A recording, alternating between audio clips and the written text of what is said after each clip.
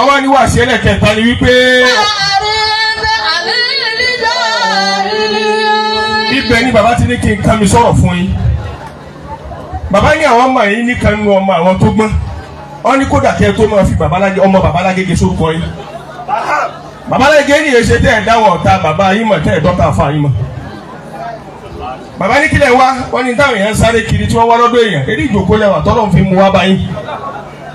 Bàbá ní kí n sọ fún yín pé mọ́ríkàsì ti tóbi inna mọ́ríkàsì tàlímù hìmáláhì fàdáyé dùkúlẹ̀ lè hìmáàmà tìrúdún àfàwádà màlábò tó ló wí bẹ́ẹ̀. Ọgbà Ọlọ́run ní mọ́ríkàsì nuru yín tó pọ̀ o ẹ̀yin lẹ̀ ní mọ́ríkàsì méjì o. Bàbá wa kan ní máa ń ṣàdúrà bẹ́ẹ̀ á ní Ọlọ́run bàbá náà kẹwa olẹ́rú tó pọ̀ àwọn náà lọ́ba méjì ara rẹ̀ báwọn mọ́ríkàsì nuru yín tó pọ̀. Babalágége lẹ́yìn ò ní mọ́ríkàsì méjì. Babalágége ní kí n sọ fún yín pé ẹ mẹ́tòrí pé ẹ fẹ́ yíyàn ẹ fẹ́ pọ̀yàn kẹrí. Ànábì tí ó dá wọn mọ̀lẹ́rí ẹ̀ kó máa bá wọn sàhábà rẹ̀ kó bá wọn tabi'un kó bá wọn atba'u tabi'in kó máa bọ̀ bẹ́ẹ̀ kó dé ní alfagba Maulana Sheikh Adam Abdullahi Al-Alori. Àwọn òbí méjèèjì tí wọ́n bí wọn náà kó bá wa kẹ́ wọn. Fún àwọn ọlọ́run kó bá wa kẹ́ wọn. Gbogbo àwọn kẹ́ wọn tí wọ́n ti ń bẹ ní iwájú ọlọ́run kó bá ṣe wọ́n lẹ́nu ìyọ́nú. Bismillahi kan Qul huwallahu kan kó má kú ẹnìkan tí ò ní bá wa kẹ́ níbi táwa yìí. Bismillahir Rahmanir Rahim. Qul huwallahu ahad. الله الصمد لم يلد ولم يولد ولم يكن له كفوا أحد. ní abẹ́bẹ́ ìdúró mi yìí ìdúró Maulana Mudirul Markazi ni. Tí bàbá Mudirul Markazi bá dúró mo ti dúró yìí ibi tí wọ́n ti kọ́kọ́ gbé kíkí náà ní ọ̀dọ̀ bàbá wa ìmáàmù gbogbo lẹ̀ gbá. Ìjókòó bàbá ìmáàmù gbogbo lẹ̀ gbá ìjókòó Mudirul Markazi ni. Ìjókòó bàbá wa ìmáàmù gbogbo lẹ̀ gbá ìjókòó ọlọ́lá wa Maulana Sheikh Adam ni. Ìjókòó yìí wá kọ́ kẹsínú púpọ̀ ní ọ̀jẹ̀ kí n máa sọ pé umur rijalu. Ẹ̀rẹ́kùn àwọn tí wọ́n bẹ́ẹ̀ di masini yẹn máìkì yóò sọ tó afẹ́ kó wí. Mo ń kí bàbá wa ìmáàmù gbogbo lẹ̀ gbá lọ́wọ́. Ọmọ kéwu wọ́n kí wọn ọmọ wọn kí wọn. Ará àtàlẹ́ mà wá kí àmúkò yìí mà wá kí táwa tá a ní wọn. Wípé fàáyí bónú.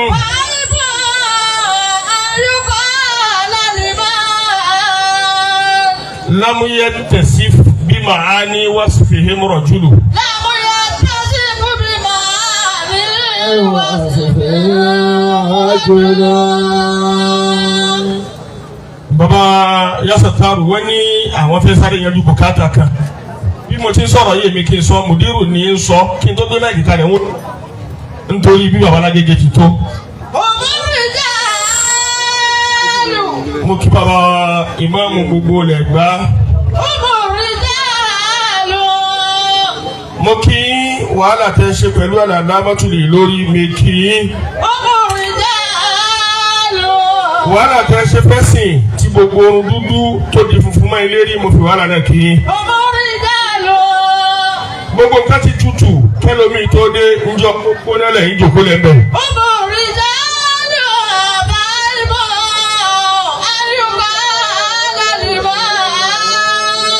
Nígbà tí irun yóò pọ̀ lórílẹ̀ máa ló jẹ́ kí ayé máa kí àwọn tí wọ́n ń kí ẹ̀yin tẹ́ ní kíkí gan lẹ́ jòkó yìí.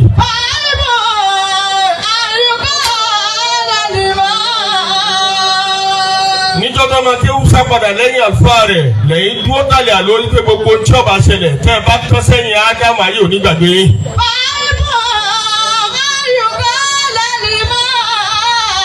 Mo kí i púpọ̀ mo fẹ́rí àga tẹ́ wà ń kí í tí jẹ́ àga ìmáàmà gbogbo tí ń jẹ́lẹ̀ gbálápapọ̀ ọlọ́kọ̀ wọlé abá fa ayé àdá lórí ti tó.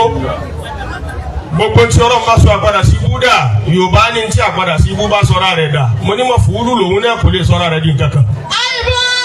Ọlọ́run lọ́ba tí máa sọ di ntọ́ bá fẹ́ ọlọ́run mẹ́jọ ó kàn yín láéláé. Nínú àwọn ilé tí ìjà àfa ọ̀pá rẹ̀ ń bẹ̀ ọlọ́run mọ̀ ṣe nu lé yín bẹ̀ láéláé. Sheikh Adam wọ́n ń bẹ wọ́n tún ń bẹ. Bó tilẹ̀ wọn kẹ́mi yóò gùn tó ọlọ́run kó má sọ àyè yín dahoro láéláé. ìwọ̀n bẹ́ẹ̀ ni tọ́lọ̀ ní kó rí àmì náà ṣe ayé tiẹ̀ náà ní dahoro. Òmùrì ìjálù. Mo bi tí wọ́n kí bàbá wa gbà Adénẹ́kàn níjòkó. Àwọn tí wọ́n rógun ṣé Ibrahim jẹ́ níjọ́ tó gùn yẹn wà nítòsí nù ni. Àwọn tí wọ́n mọ kí ní jẹ́ Súfì ni wọ́n jòkó ni. Mo fi tí wọ́n kí bàbá wa gbà tí wọ́n jẹ́ Khalifa láti ìlú Àbújá. Mo wá dá kíkí wọn padà sọ́dọ̀ àwọn tí wọ́n ní kíkí gangan. Mo kí bàbá wa gbà Maulana Sheikh Suleiman Abdul Wahab As-Saruji Al-Gunyawi.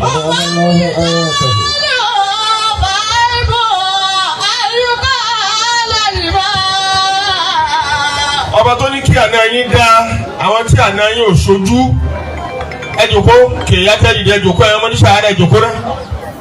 Ọba tó ní kí àná yín dá kódà bí ọba ṣojú èèyàn bí òní ti rí ti fún wa ní ìrọ̀bá náà ti rí. Ọlọ́run kọ́ wọn náà ṣe ká Ádámù lọ́dọ̀ Ọlọ́run mẹ́jẹ ní àpadà sí ibú láéláé. Fakhruj minha fa innaka rajim Ọlọ́run mẹ́jẹ ọba yín láéláé. Wọ́n náà bí mo ti ṣàdúrà yín dẹ́mi kó fàlùbáríkà yín rà wá náà. Mo fi kí bàbá wa Àgbàjì. Bàbá ní kí n kó pọ̀ bẹ́ẹ̀ mi ti darí ni kí n dá yẹn. Ọlọ́kọ̀ wọlé àwọn tó bí yín wọlé àfa yín ṣe ká Ádámù lọ́dọ̀ Ọlọ́run. Wọlé àgbẹ̀ bínú ilé yín ti tóbi tó ẹ̀yin tí Ọlọ́run ní ẹjọ́ kó ti ṣe ká Ádámù yẹn orí yẹn tún yọ sókè tó tẹ̀lómi lọ. Ọlọ́run wọlé àbí ṣe ká Ádámù ti rí lọ́dọ̀ Ọlọ́run tó fi ṣe lé wọn bó ti ṣe mọ́jà padà sí bọ́ọ̀kan yín o. Ìbẹ̀ǹbẹ̀ lánàá tí a fọ́ olórin kẹ́ wípé wà ká nẹ́tí jáde tí fàkàràjì tù mí ní ha. Àwọn là ń pàṣẹ mẹ́ lánàá àwọn adẹ̀ ti ń wá gègé tí ọ̀gbọ̀dọ̀ bọ́ọ̀lẹ̀ ń ṣókun dé torí òkúta. Ọlọ́kọ̀ wọn bá ní Muhammad ti tó àpadà síbú bẹ́ẹ̀ ọlọ́mọdé ọkàn yìí láéláé. Mo fi ti kí gbogbo àlùfáà wa bàbá wa Sheikh Sambo mo kí gbogbo dára mọ́tí àti assalamu alaikum wa rahmatullahi ta'ala wa barakatuhu. Mo kí jòkó gbogbo àlùfáà. Èyí tí ọmọ jẹ́ ọ̀rọ̀ nígbà tí a ń bọ̀ nínú mọ́tò pẹ̀lú àwọn àlùfáà wa tí wọ́n jẹ́ bàbá wa. Àwọn bàbá ní kí wọ́n mú mi lọ́wọ́ wá wọ́n lè fẹ́ ṣàlùwàlá lójú ọ̀nà kébì ọgbàdì àlùwàlá dání. Mo ń jẹ́ Abdulaziz Habibulahi nínú mọ́tò. Nígbà tí mo gorí kétébé yìí tí máìkì lọ́wọ́ mi Habibulahi Ádámù ní sọ̀rọ̀ lọ́wọ́ yìí. So bí kámẹ́rà yìí ti ń káàkiri bó ti ṣe tí mùdírù bá bẹ ní àyè nìkan máa ṣe. Ọ̀rọ̀ ọmọ kí ó ní máa fi bẹ̀rẹ̀. Gbogbo ayé kó yín jáde lónìí. Nítorí pé ìmọ̀lẹ́ Al-Qur'an wọnú ilé yín. Ilé yín ti kú onílé tí wọ́n sọ pé alaysa fikum rajulun rashid. Ilé yín ti kú onílé tí wọ́n sọ pé kò sí màná Ọlọ́run bẹ́ẹ̀ torí ẹ ti kéwú tó wá ní sílsílà lẹ́kẹ́. Èyí tí ọmọ jọ́rọ̀ lónìí ni pé báwọn kan ti ké náà nìyí. Wọ́n mọ̀ wọ́n níbi tí wọ́n ti bí wọn. Wọ́n mọ̀ wọ́n níbi tí wọ́n ti tọ́ wọn. Ẹnìkan ò mọ ìpìlẹ̀ rẹ̀ wọn. Wọ́n gbọ́dọ̀ ṣe ká Ádámù lọ́lọ́run náà ro wọn tó sọ wọ́n dé yẹn. Nígbà tí wọ́n wá dókè tán wọn polówó tó gbé wọn ga ànìmọ́ nǹkan míì ni wọ́n polówó nígbà tí wọ́n dókè. Ojú ọ̀nà tẹ ẹ̀yà yìí ojú ọ̀nà tọ́lọ́run máa ń ṣàlẹ́ṣà fáwọn ẹni rẹ̀ ni. Kì í ṣojú ọ̀nà gbogbo èèyàn ẹ̀ẹ́dì péjọ ká bá wọlé kéwù àwọn ẹ̀dá kan máa wọ̀ tí wọ́n bá ti ké dáárín ntí ọ̀yọ́ kálukú kó mbẹ́ ọ̀tọ̀ọ̀tọ̀ ni ibi àárẹ̀ lẹ́lòmí ò ti yà kó lójú ọ̀nà torí àṣà ẹlẹ́ṣà fojú ọ̀nà náà.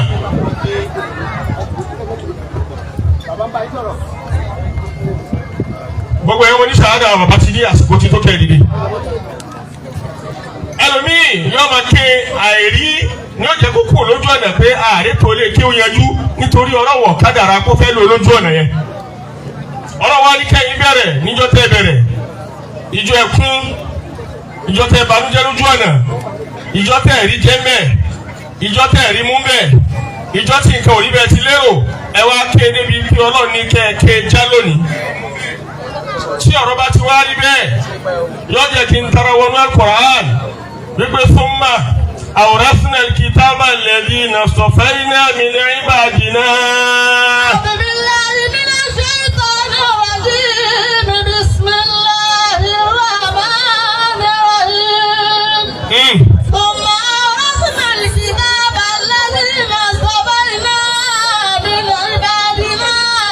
ẹ̀rọ gbogbo àwọn tí wọ́n ṣàròyé yẹn lọ jòkó òbí ọmọ tí ń bá rìn káàkiri ẹ lọ jòkó ìyá yín èsì ibi tẹ́tí máa da ìtòrú o ẹ lọ jòkó.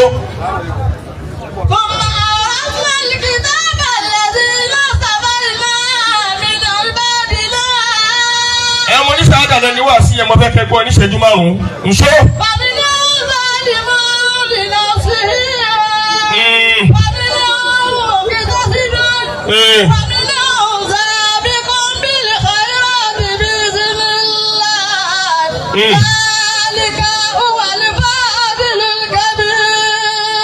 Alukuraanu tí í ṣe tírà Ọlọ́run ó ti pín àwọn ẹ̀dá tó kéwú ó pín wọn sọ́nà mẹ́ta. Àwọn tí Ọlọ́run fi ìmọ́lẹ̀ rẹ̀ sílá pé kí wọ́n wá jíṣẹ́ òun Ọlọ́run fáyé Ọlọ́run pín wọn sọ́nà mẹ́ta. Ọlọ́run ní ìpín alákọ̀ọ́kọ́ ó ní minihum zalimun li nafsi. Nígbẹ́nu ṣẹ̀ríà ìsìlámù bẹ́ẹ̀ pé àmọ́ ọkọ̀ dámọ̀ tí ń bá ń jẹ́ sálíbí lérí ìjábí kálí wàá fọwọ́ síbi tó dáa. Ọlọ́run nígbẹ́nu àwọn tó kéwù yìí wọ́n kẹ́kọ̀ọ́ Al-Kùránì yìí wọ́n gba àmánà àti fàwọn ewu Ọlọ́run mọ̀nà wọ́n gba àmánà pé àwọn fẹ́ túlẹ̀ Ọlọ́run ṣe wọ́n gbaṣẹ́ fáwọn fẹ́ tú ẹ̀sìn Ọlọ́run ṣe wọ́n gbaṣẹ́ wípé ojú ọ̀nà nábì táwọn èèyàn mọ̀ àwọn làwọn fẹ́ júwe rẹ̀ fáyé ńgbà tí àṣẹ mímọ̀ yìí dọ́dọ̀ wọn tán ńgbà tí àṣẹ ẹ̀sìn yìí dọ́dọ̀ wọn tán ńgbà tí àṣẹ Al-Kùránì dọ́dọ̀ wọn tán ńgbà tí àṣẹ gíga dọ́dọ̀ wọn tán ńgbà tí gbogbo nǹkan darí sọ́dọ̀ wọn tọ́lọ̀ ní káyé máa wá wo orí pa nábì lára wọn kí ló wá ṣẹlẹ̀ zalimun ọlọ́run ní bẹ́nu wọn zalimun li nafsihi ń bẹ́nu wọn tó padà ṣàbòsí fúnra rẹ̀ ńgbà tó dókè tán ó yí Al-Kùránì kalẹ̀ ọ̀tọ̀ ní tí ń polówó zalimun li nafsihi ó dà fáà táwọn èèyàn ò lè fọlá rẹ̀ tọrọ mọ́ zalimun li nafsihi ó dà fáà táwọn èèyàn sọ pé ọdún báyìí ni ò ti kírun mọ́ zalimun li nafsihi ó dà fáà táwọn èèyàn sọ pé kò tó bẹ́ẹ̀ kó gba Ramadanu má toró ti gbàgbára zalimun li nafsihi ó dà fáà ọwọ́ agbára débi pé kò gbọdọ̀ ṣí Al-Kùránì wò yọ wà lẹ́nu. Àwọn tí wọ́n fún un lágbára ni wọ́n fún un ní májẹ̀mú pé wàá ga lóòótọ́ àmọ́ ò gbọdọ̀ ṣí tírà Ọlọ́run wò mọ́ ó sì gbà á bẹ́ẹ̀ kó òun fọwọ́ mú ayé òun ju àlùkìyámà nù. Ó ní bẹ́nu àfa zalimun li nafsihi ó rí pé ẹgbẹ́ ẹnìkan Baitul Markazi yìí náà ò tó ó padà lọ́wọ́ ẹgbẹ́ àwo ó rí pé ẹgbẹ́ àwọn àfa tá à ń ṣe Tìjàníyà yóò tó mọ́ òun náà padà lọ́wọ́ ẹgbẹ́ ìmùlẹ̀ ó rí pé òun wáyé ọ̀wá gíga wọ́n fẹ́ mọ bọ̀ kílẹ̀ ọmọ ọ̀rọ̀ wọ́n wá gbé ọ̀run wọn wọ́n lè gbé tàwọn fi ta ayé fún wọn zalimun li nafsihi gbogbo ń tọ́lọ̀ ṣe léwọ̀ àwọn àwọn orúkọ míì fún ẹ máa gbọ́ tí ó máa sọ pé ìyẹn wàá wọná lérí pé èèyàn mọtí níbi táwọn èèyàn ti pa èèyàn Ọlọ́run ò ní sọ pé èèyàn mọtí kó torí ẹ̀ ní kọ́ wọná wọ́n máa sọ fún yẹn pé èèyàn wàá pa èèyàn ní wàá sọ́dọ̀ mọ́ iná ọ̀pá òfin rẹ̀ sí Ọlọ́run lọ́wọ́ ni.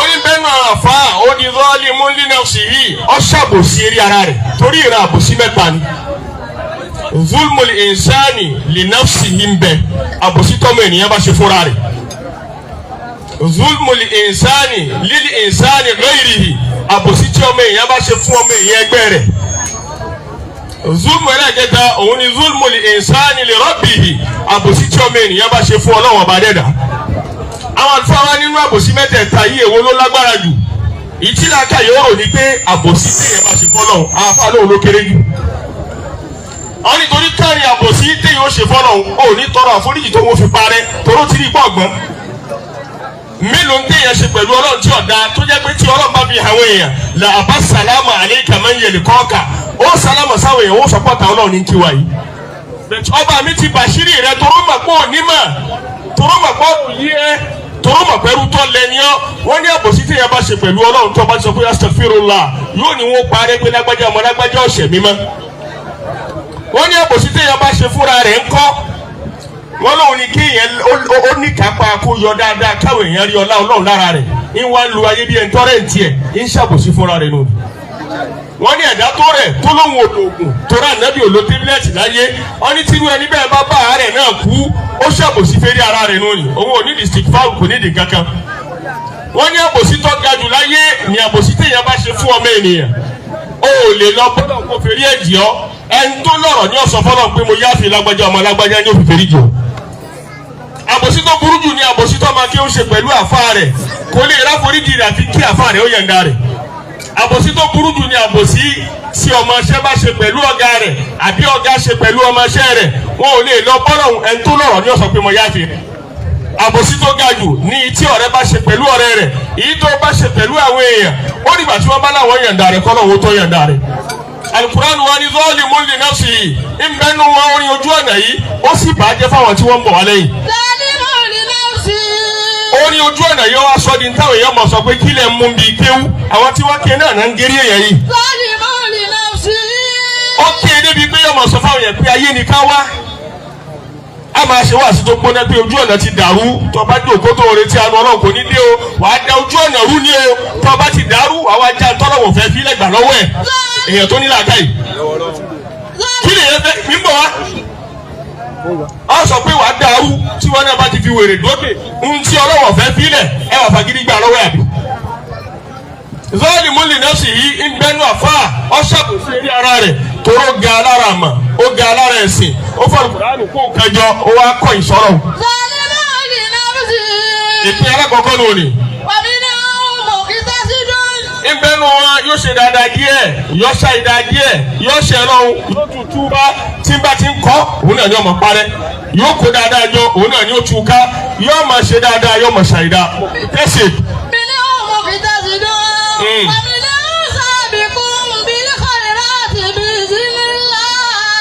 Ó ní ẹlẹ́kẹ̀ẹ́ta wọn ò ní sabiqun bil khairati bi idhnillah.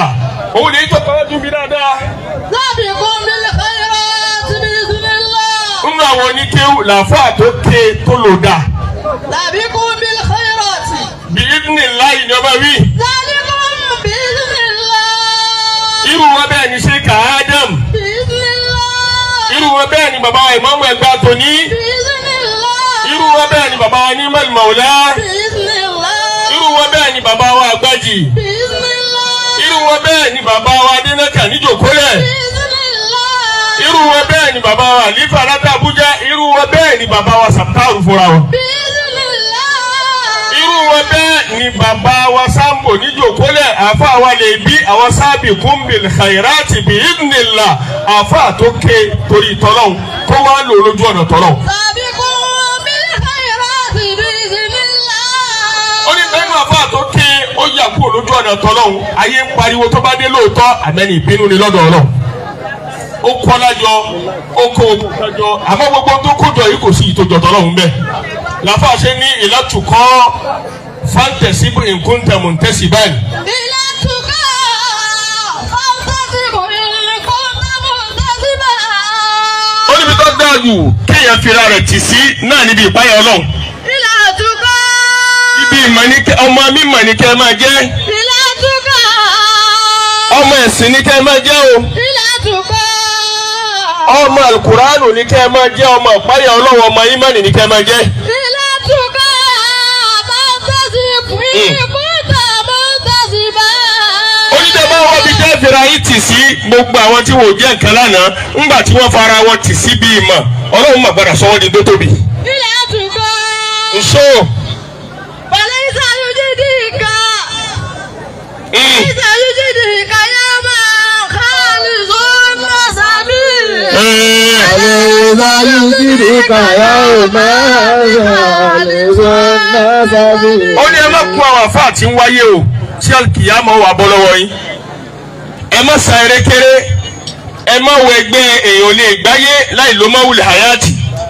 Ẹ má kún àwọn jẹ̀mọ́ akámúra ṣíṣù tán káyé lónìí tọ́ba lọ́sẹ̀ ó wà dàkà ṣíṣù sínú ọtí ó wà fi lò ó wà láwọn ti gbàgbára. Ó wà ní àwọn ṣéwù ti kánà ńgbà náà tí wọ́n bá kánà lónìí wọ̀ ní yẹ̀kúnnù lọ́la o. Walaysa yujidika. Ẹjọ́ tí Sheikh Adamu ń bẹ bàbá ní mọ̀ọ́dá lọ sọ fún wa gbogbo ìlú kọ̀ọ̀kan ni wọ́n nílé kí wọ́n sì láwọn afá lálá kí lè tó jẹ́ wọ̀n bá tọ́lọ́run ṣẹ́kù yìí lọ ṣẹ́kù gbogbo ìlú. Mélòó ni wọn tó nílé kí ó sì lu wọn wọ́n ti gé sí méjì nísìnyí wọ́n fi làjì rẹ́ǹtì wọ́n á fi ṣe pọ́tìrì ṣé ń jọ́ táwọn tó níbẹ̀ ní tí wọ́n pilẹ̀ rẹ̀ ṣé wọ́n sọ pé ẹranko làwọn ọmọ darí mẹ́. Àmọ́ gbogbo ń tà bá ti pilẹ̀ rẹ̀ pẹ̀lú tọ́lọ́run tó bá ga bó ti ga náà ní ọ̀wálẹ̀. Ẹ jẹ́ ọmọ ẹ̀ mọ̀ ẹ jẹ́ ọmọ ẹ̀sìn ẹ jẹ́ ọmọ Al-Qur'an ẹ wá mọ̀ pé ẹ̀ tí ì kéwú tán ẹ mọ̀ pé ẹ̀ tí ì ké mọ̀ tán ẹ ṣẹ̀ṣẹ̀ bẹ̀rẹ̀ mímọ̀ ni. ọlọ́run wọlé àṣekà Ádámù lọ́dọ̀ ọlọ́run yóò fà àlùbáríkà sí mímọ́ náà fún yín. ọ̀rọ̀ ẹlẹ́kejì tí bàbá ní kí n fún afáwọlé Sàtàrù wò sí ní jòkó. Bàbá Lágége ẹ jòkó. Bàbá Lágége ni wọ́n rán mi sí i. Àwọn náà wà lọ́nà báyìí tí wọ́n ń tábà rẹ̀. Wọ́n sì ní ọ̀rọ̀ tí ẹnu ẹlòmí ò gbà láti sọ fún yín gbé kíní sókè. Bàbá ní ẹnu àwọn gbà kan yẹnyẹn. Ẹ̀rí kí ẹ pè mí lọ́sẹ̀ tó kọjá, bàbá ò fẹ́ kí n wá èyí o international tọ́lọ́ ń kádàrá pé wà ní. Bàbá ní kí n fún yín ní ayẹyẹ kan. Wọ́n ní kí n tú láàbọ̀, wọ́n lẹ́yìn lẹ́tú yòókù tán fúnra yín. Wọ́n ní tẹ́ bá ti wá gbọ́ yí àwọn òrì lára yín kò ní ìdíkẹ́ sọ fáwọn. Bàbá ní kí n fún yín pé kò sí láàfùwà wà múrbìlẹ̀ ọ̀rfì wà àrídì ánìl jáhìlì. Kò sí láàfùwà. Farabalẹ̀ fún mi dáadáa. Kò sí láàfùwà. Kò sí láàfùwà múrbìlẹ̀ ọ̀rfì kàmá. Kọ́kọ́ lọ bí àyà náà pé kò sí láàfùwà wà múrbìlẹ̀ ọ̀rfì wà àrídì ánìl jáhìlì.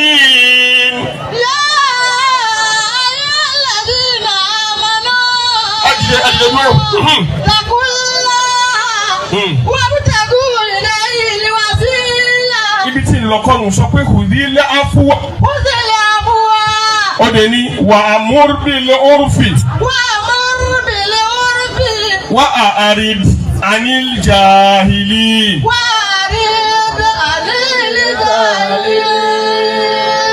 Afọwọ́gbà Sheikh Abdul Latif ya Sàtàrù. Níbi tí nǹkan ti tóbi parí ní Markaz lọ́wọ́. Ẹni tí wọ́n bá sọ pé tóbi ń bẹ̀ wọ́n ní máa tóbi nínú ayé. Wọ́n gbà níbẹ̀ pé ẹ ti tóbi. Bàbá wa ní gbogbo tó bá tóbi láyé ìwà wọn máa yàtọ̀ sí ìwé èèyàn lásán. Bàbá ní títóbi níwà. Bàbá Mùdírù ní títóbi ó ní ìrìn. Bàbá ní títóbi ó ní ìṣesí. Bàbá ní títóbi sì lọ́rọ̀ tí wọ́n máa gbọ́ lẹ́nu gbogbo àwọn tí wọ́n bá tóbi tí títóbi yẹn máa ṣẹ́kù nulẹ̀ wọn. Bàbá ní kí n sọ fún yín pé kò sí làáfùwà. Kò sí làáfùwà. Wọ́n lè ń jẹ́ kanú ọ̀ṣọ́ Markaz. Kò sí làáfùwà. Ẹ sì ń jẹ́ ọ̀kan nínú iṣẹ́ tí Sheikh Ádámù wá ṣe láyé. Kò sí làáfùwà. Bàbá ní gbogbo tó bá ti kọjá wọ́n làwọn ti sọ fún yín tẹ́lẹ̀. Gbogbo ọ̀rọ̀ tó bá ti kú wọ́n ní èyí ṣe tẹ́ ẹ̀ mọ́ fẹ́mi sí i lára. Wọ́n ní gbogbo táwọn bá ti ní kó kú wọ́n ní kó mọ̀ kú náà ni. Kò sí làáfùwà.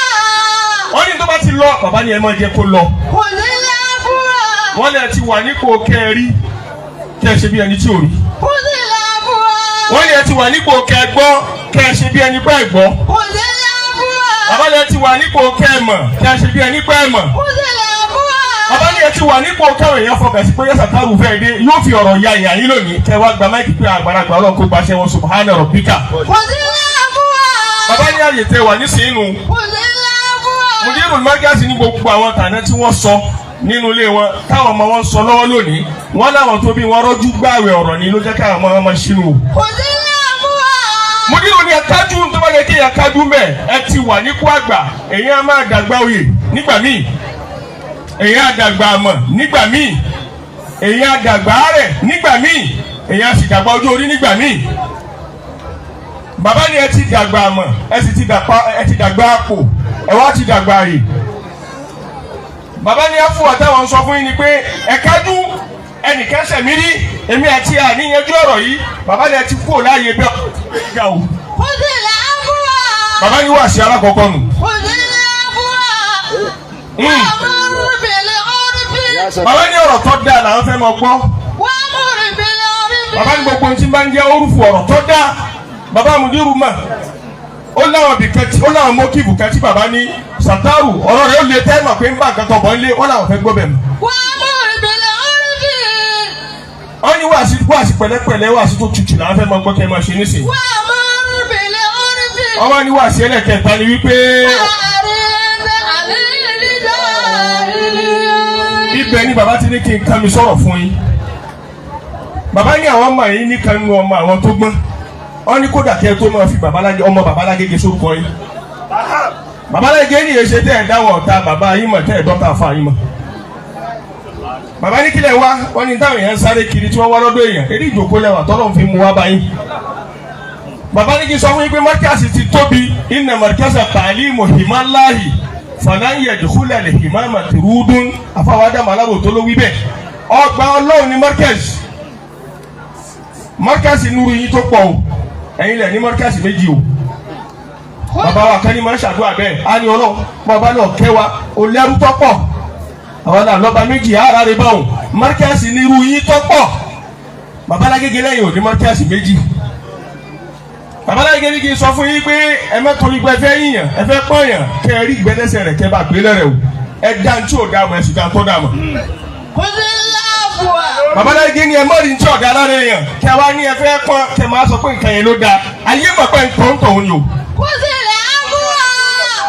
torójú yín dá ẹ dá nǹkan mọ̀ sàtàrù dá nǹkan mọ̀ dáadáa ibi wọ́n ti bí yín ibi tí wọ́n ti dá fáàmù kọ́mọ́ tó lọ lè kéwọ́ rárá ni. bàbá ní kí n sọ fún yín pé wà á rí di anílíjà ìlí kò sí mọ́ òpònú yẹn ni ọ̀sán pé ẹnìkan sọ̀rọ̀ fún mi líru ẹ̀dá tó gbọ̀ parí lọ́dọ̀ mi nù tọ́ba níta lọ́gbọ̀ jù láyé wípé ẹnìkan rojú ẹnìkan líru mùdírù mẹ́tẹ́lẹ́tì lò ju gbogbo àfọ́tàmọ̀láyé lọ gbogbo ohun tí ń sì ń ṣẹlẹ̀ níwárí àmọ́ bàbá jẹ́ ẹ̀dá kan tí mùdírù ọ̀bá fẹ́ bá yẹn jà yìí máa fẹ́ gbé ń tọ̀ ń sọ́ra rẹ̀ ẹ̀dọ́ ta fún ayé mọ̀mọ́ náà bàbá Lágége ò ní ẹ máa bá yẹn jà àmọ́ ibi àfọ́ ayé bá dúró sí ni ẹ dúró sí bẹ́ẹ̀ ti bẹ̀rẹ̀ níjẹta tẹ́ ẹ̀ ṣe níjẹ̀rin tẹ́ ẹ̀ ṣe lánàá ayé ò mọ tó yí padà lónìí ìjọ tó yẹ kó yí padà níjọ́ tẹ̀ tí ì di nǹkan kan kìí ṣe ìjọ tí gbogbo nǹkan ti tẹríba fún yìí bàbá ní kí n sọ fún yín pé òsínlá fún wa wa amúr bí òrùfin kàmá umirita wa arid anilija hili walinfilikalami likulil anam famustahsanu min dhawil jahilin.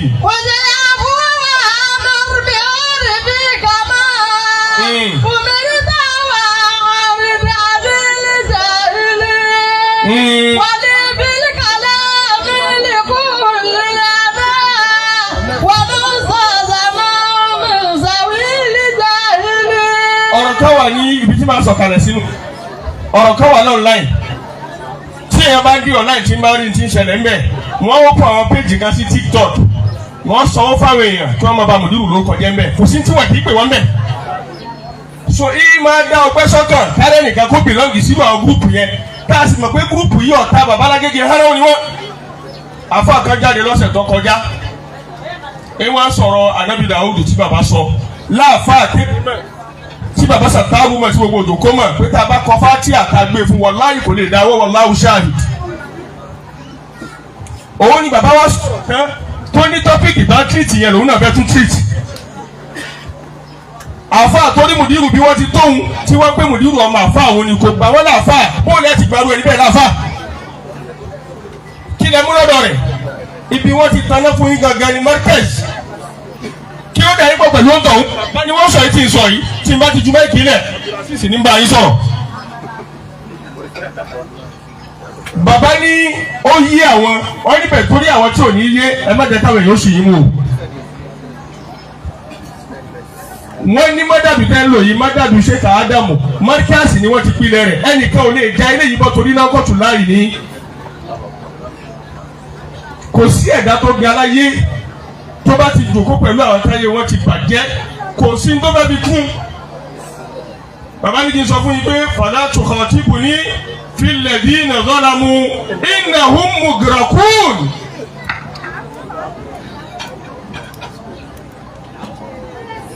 bàbá wo ogun tí ń lọ wọ́n sì máa fúnra wọn kódà wọn bí mi ń gbé oní tí mo lọ Ìjẹ̀bú tí mo dé wọn ni ìwé àti Sàtàrù ẹ̀ ń pòwe lójú agbo púpọ̀ mo ní kò yé mi wọ́n ní irọ́ oníṣẹ́ kan pé ẹ bá ń sọ fún gbogbo àwọn ẹ̀nà kíìbù mo lọ́rọ̀ ọ̀nù ilé ọ̀rọ̀ fámìlì.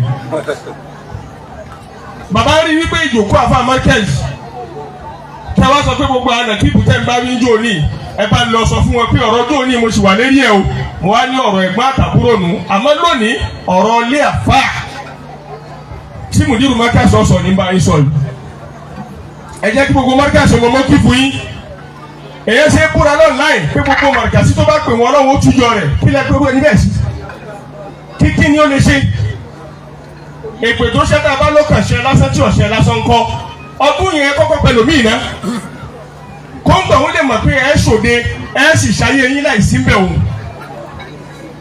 ìràwọ̀ tó dádúró ní tí wọ́n bá fi ní nǹkan dádúró nínú màrìkàsí tá à ń gbọ́ lẹ́nu àwọn bàbá yìí pé ó dádúró ọlọ́run nàró ẹ̀ ó nàró ń tọ̀hún lẹ́ni wí ẹ̀ ní kò síbi tó lè dé tí ò ní mọ̀ ṣàfà bàbá ní kí n sọ fún yín pé fala tukhatibuni fil ladina zalamu innahum mughraqun subhana rabbika. الحمد لله رب العالمين. حي الله المحدث الفاوى الشيخ عبد العزيز أديولو المحدث أدام الله حياته.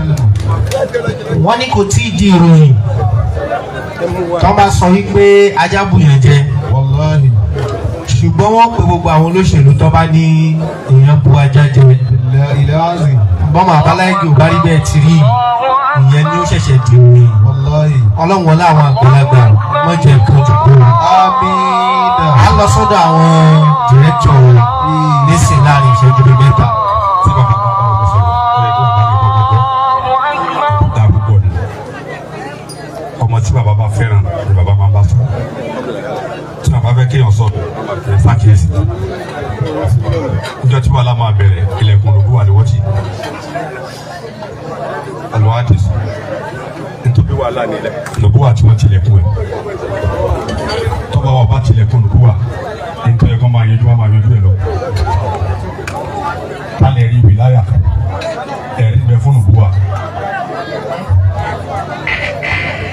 ẹ jìnnà ló ẹ̀kọ́ jù wá lọ níjọ́ tí wọ́n tilẹ̀ fún òbúwa ìwà aládé nítorí wọ́n dà lójú ayé Musa wọ́n yanjú ẹ̀ lójú ayé Isa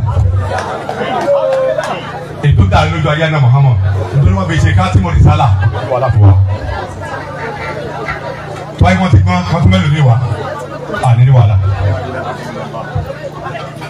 ẹnìkan afọ́jú ni gbogbo ayé ni ó fẹ́ràn yìí ẹnìkan bẹ olójú ni gbogbo ayé ló kórìíra yìí nítorí pé afọ́jú yẹn fẹ́ràn inú wa ń bí olójú ó wá ká afọ́jú mọ́ bí igi oníkóhùn kúkú pa táyì bá rí mọ́ ọmọ afẹ́ràn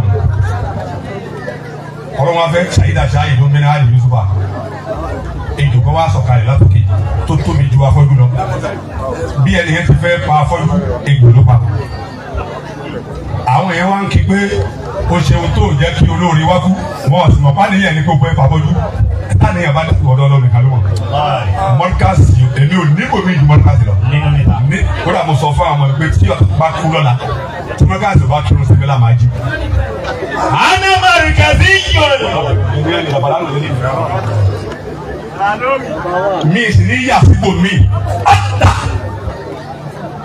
mi ò kò sẹ́ni tí gbogbo ayé kò sẹ́ni tí mo gbà ẹjọ́ ẹbí sáyọ ẹjọ́ lọ. ní mọ́ríkà títí láyé èmi ò kò sẹ́ni tí n sì lè sọ kalẹ̀ lórí mọ́ríkà.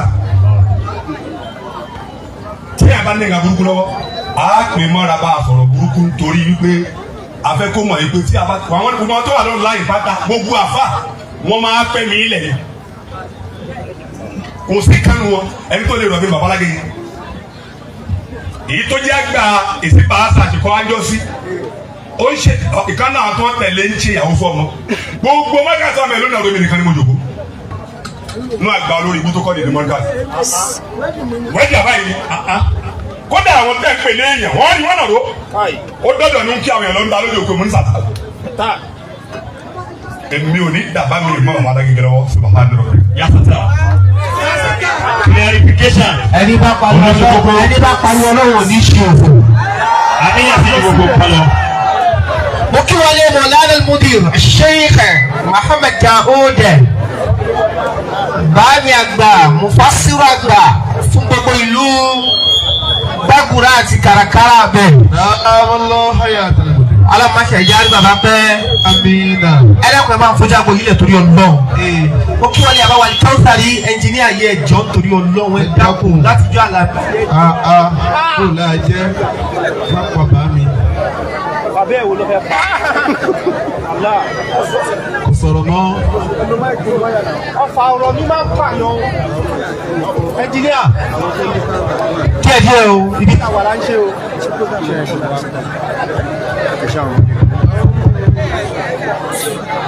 ibi táwa la ń ṣe. à ń lọ sọ́dọ̀ àfilẹ̀ ó kọ́ lójú ara ẹ̀ nìyẹn. à ń lọ sọ́dọ̀ bàbá wa dìrẹ́kítọ̀. insha Allah. bàbá wa dìrẹ́kítọ̀ ọ̀dọ̀ yín la pọ̀ láàrin 5 minutes.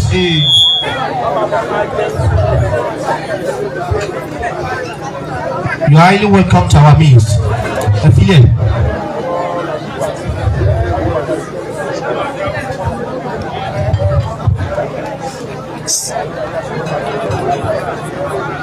Assalamu alaikum wa rahmatullahi wa barakatuh. Mo kí Grand Chief Imam of Egba Land. Mo kí Khalifa gbogbo ilẹ̀ Ẹ̀gbá. Mo kí gbogbo mo kí Mùdírù Mọ́ríkàs àtàwọn àfáà àti Sheikh láti Mọ́ríkàs. Mo fi online mo fi kí gbogbo àwọn àfáà tó wà ní orí ìjókòó. Mo wá kí Yá Sultan, mo kí wọn kú oríire ní mo rántí gbà tá a wá ṣe àpúbà ilé kéwù yìí, àwọn nǹkan tí ló bá béèrè lọ́wọ́ wọn pátá òun lọ́ ṣètò ẹ̀. Mo tẹ̀lé ọ̀gá mi wá gbà yẹn Alhaji Mikael Adébọ́lá Lawal olóòpọ̀ Ìpínlẹ̀ Ẹ̀gbá tí wọ́n tún jẹ́ balógun Akin Muslim community. Wọ́n gbìyànjú gbà yẹn, àwọn gan-an àti kọmíṣánná wa lọ ṣe é ní pàtàkì fún àwọn ilé kéwú láti máa gba àpòpọ̀ àtúrò àwọn ilé kéwú wa yìí. Wọ́n rí ìwúlò wọn pé ẹ̀kọ́ western education nìkan ò ṣe mọ́, ẹ̀kọ́ kéwú náà ń ṣe pàtàkì débi pé àwọn ọmọ wa wọ́n lọ sí Egypt, wọ́n lọ sí Saudi Arabia, kọ́lẹ̀ tó lọ wọ́n gbọ́dọ̀ gba àpòpọ̀ láti ọwọ́ ìjọba níbi tó bá dé embassy. So wọ́n ṣègbìyànjú láti standardize àwọn ilé kéwú wa. Gbogbo àwọn ilé kéwú yẹn wọ́n ti ṣe ju kó máa ilé kéwú ti ju pé ká máa jókòó sínú mọ́sálásí lọ. Wọ́n ṣe débi pé ilé kéwú tó bá fẹ́ ní àpòpọ̀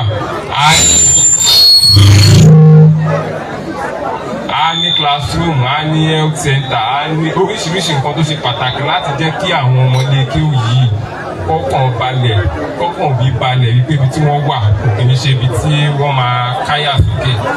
Mo wá mílíọ̀nù láti wá represent